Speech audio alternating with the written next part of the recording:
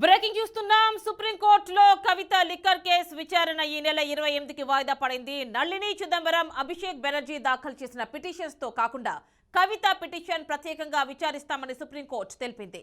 Liquor కేసులో ED నోటీసులను గతేడాది సుప్రీంకోర్టులో కవిత సవాల్ చేశారు. మహిళల ఈడీ విచారణ, తనపై ఈడీ ఎలాంటి చర్యలు తీసుకోకుండా ఆదేశించాలని సుప్రీంకోర్టును కోరింది. జస్టిస్ బేలా ఎం త్రివేది, జస్టిస్ పంకజ్ మిట్టల్ ధర్మాసనం విచారణ జరిపింది. సుప్రీంకోర్టులో మహిళల ఈడీ విచారణ కేసు విచారణ పెండింగ్ లో ఉండటంతో లిక్కర్ కేసులో ఈడీ నోటీసులకు కవిత గైర్హాజరవుతున్నారు.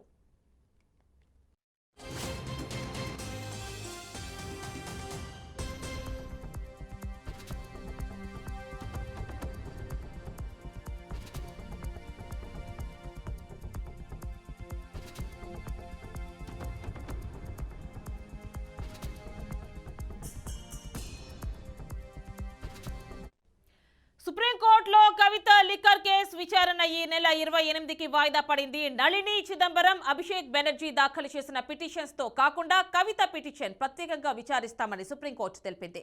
లిక్కర్ కేసులో ఈడీ నోటీసులను గతేడాది సుప్రీంకోర్టులో కవిత సవాల్ చేశారు.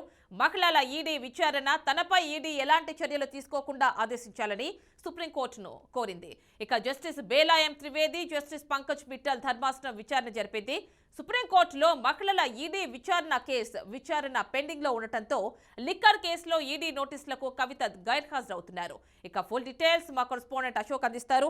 అశోక్, చెప్పండి, కవిత లిక్కర్ కేసు సంబంధించి సెపరేట్ గా 28న విచారిస్తామని కోర్టు చెప్పింది కదా, ఫుల్ డీటెయిల్స్ ఇవ్వండి. సో యామిని, సుప్రీంకోర్టులో బీఆర్ఎస్ ఎమ్మెల్సీ కవిత పిటిషన్ పై ఈ రోజు కీలక విచారణ జరిగింది. గతంలో ఈ కేసును విచారించి ఈ రోజు వాయిదా ఇచ్చిన నేపథ్యంలో ఈ రోజు సుప్రీంకోర్టు ఈ కేసును విచారించింది. సో జస్టిస్ బెలా ఎం త్రివేది, జస్టిస్ పంకజ్ మిట్టల్ తో కూడిన ధర్మాసనం ఈ కేసును విచారించింది. సో ఈ సందర్భంగా సుప్రీంకోర్టు కీలక వ్యాఖ్యలు చేసింది. నళిని చిదంబరం, అభిషేక్ బెనర్జీ దాఖలు చేసిన పిటిషన్లతో కాకుండా కవిత పిటిషన్ ప్రత్యేకంగా విచారిస్తారని స్పష్టం చేసింది. సో లిక్కర్ కేసులో ఈడీ నోటీసులు గత ఏడాది సుప్రీంకోర్టులో ఆమె సవాల్ చేసింది.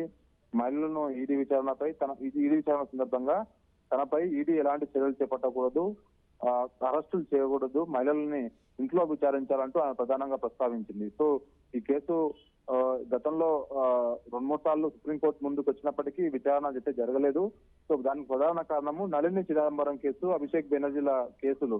సో అందులో కలిపి ఇంప్లీట్ చేసి విచారిస్తామంటూ గతంలో సుప్రీంకోర్టు చెప్పింది. కానీ ఈ రోజు చూస్తే మాత్రం సుప్రీంకోర్టు స్పష్టంగా చెప్పింది, వాళ్ళ కేసులు ప్రత్యేకంగా విచారించి కవిత కేసు మాత్రం ప్రత్యేకంగా విచారిస్తాం, ఆ కేసులు సపరేట్ లేకుండా ఈ కేసు సపరేట్ రెండు వేరువేరుగా చేపడతామంటూ స్పష్టం చేసింది. సో దీని పట్ల చూస్తే మాత్రము ఖచ్చితంగా కవిత కేసు నెక్స్ట్ హియరింగ్ లో కొన్ని కీలక ఆదేశాలు ఇచ్చే అవకాశం ఉంది సుప్రీంకోర్టు.